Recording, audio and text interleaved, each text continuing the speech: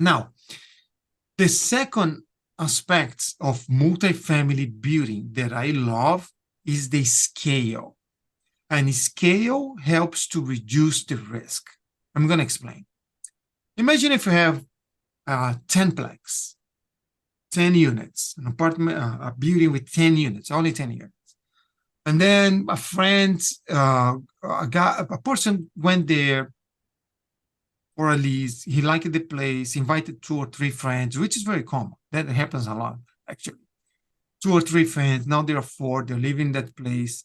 And then this friend decides to leave after 3 or 4 years, and he brings his friends with him. Now you had 10 people, 4 people leave, you have only 6 people, is 60% occupancy. In that month, you're paying the mortgage. You're going under, negative cash flow. That's very frequent when you have multifamily buildings. When you have churn, changes of tenants, maybe 2 or 3 people live at the same time. You need to be ready to be able to have enough capital to cover those negative cash flows period. Now, if you have a 100-unit building, that's going to also happen.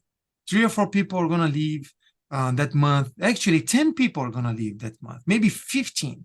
But usually, 100 units, 10 people every month. That is 120 every year. So we are assuming that every year, everybody will leave.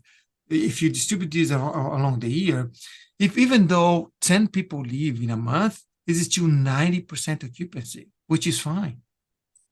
Usually, the business model for multifamily building is built around 85% occupancy, assuming that no more than 15 people would leave. Because you have so many units, the risk of 20 people leaving in a given month is lower.